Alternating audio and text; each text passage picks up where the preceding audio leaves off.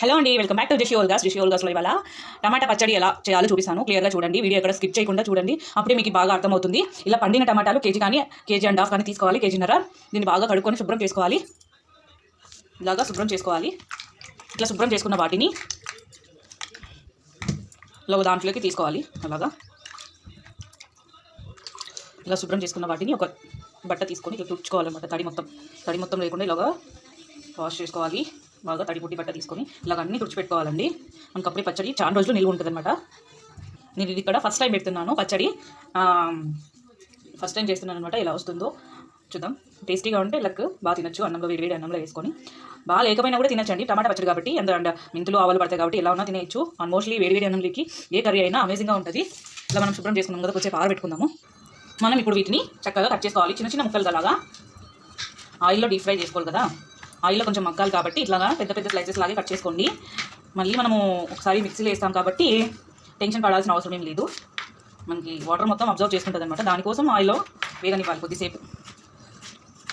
ఇలాగా పెద్ద పీసెస్ లాగే కట్ చేసుకోండి. ఎవ్రీథింగ్ అండి ఎలాగైనా చేసుకోవచ్చు, దాంట్లో ఇలాగే చేయాలని పర్టికులర్గా ఏం లేదు.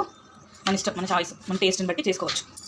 ఇలా మొత్తం అన్నీ కట్ చేసి పెట్టుకోవాలి. ఇప్పుడు మనము మెంతులు ఆవాలు వేయించుకుందాం, చూద్దాం రండి. టీస్పూన్ ఆవాలు, కొద్దిగా జీలకర్ర, టీస్పూన్ కొద్దిగా మనకి కాబట్టినన్ని మెంతులు,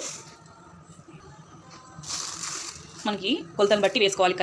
ఇలా స్లో ఫ్లేమ్లో పెట్టుకొని దోరగా వేయించుకోవాలి. మనకి మెంతులు అనేది కొంచెం లైట్గా చేదు వస్తుంది కదా, ఆ చేదుతోనే మనకి పచ్చడి అనేది చాలా కాలం అంటే చాలా నాళ్ళు నిల్వ ఉంటుంది. మనకి చింతొక్కులాగా ఉంటుంది అనమాట. ఇలా స్లో ఫ్లేమ్లో పెట్టుకొని చిటపటలాడే వరకు దీన్ని ఫ్రై చేసుకోవాలి.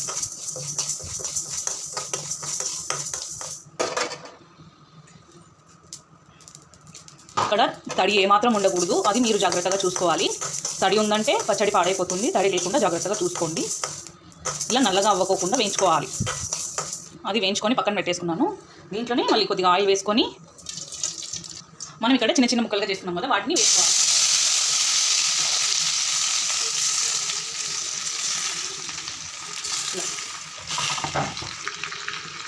మనం ఇక్కడ చిన్న చిన్న ముక్కలుగా చేసుకున్నాం కదా, వాటిని వేసుకోవాలి.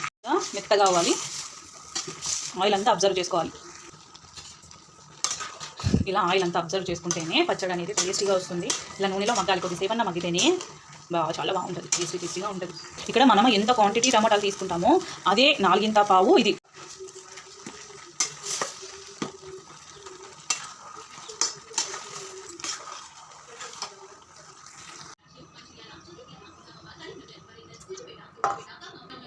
ఇక్కడ 1.5 కప్పు ఆయిల్ వేసుకున్నాను. స్మాల్ కప్ అండి, బిగ్ కప్ కాదు, స్మాల్ కప్. ఇక్కడ శనగపప్పు, శనగబ్యాలు, ఉద్దిబ్యాలు వేసుకోవాలి ఫ్లేవర్ కోసం. కొద్దిగా జీలకర్ర, ఆవాలు, మెంతులు,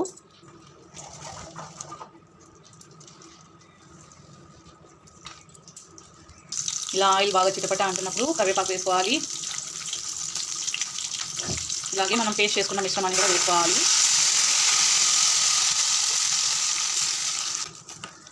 ఇలాగా ఆయిల్లోనే మగ్గాలన్నమాట కొద్దిసేపు.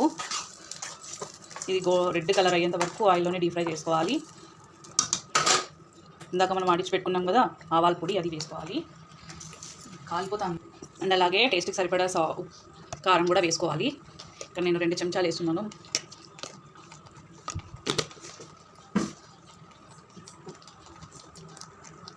అలాగే టేస్ట్కి సరిపడా సాల్ట్ కూడా వేసుకోవాలి. మనం తినేదాన్ని బట్టి వేసుకోవచ్చు. ఇలాగా అంతా కలుపుకోవాలి ఒకసారి.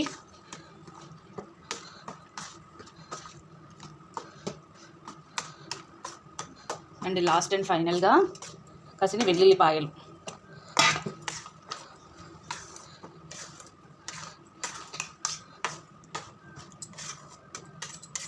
ఎంతో కాలం నిల్వ ఉంటే టమాటా పచ్చడి రెడీ. వేడి అన్నంలోకి వేసుకొని తిని, కొంచెం నెయ్యి, కొద్దిగా ఇది వేసుకొని తింటే ఆహా అదృహం అనాల్సిందే. మన వీడియో నచ్చినట్టయితే ప్లీజ్ సబ్స్క్రైబ్ చేసుకోండి. Thank you.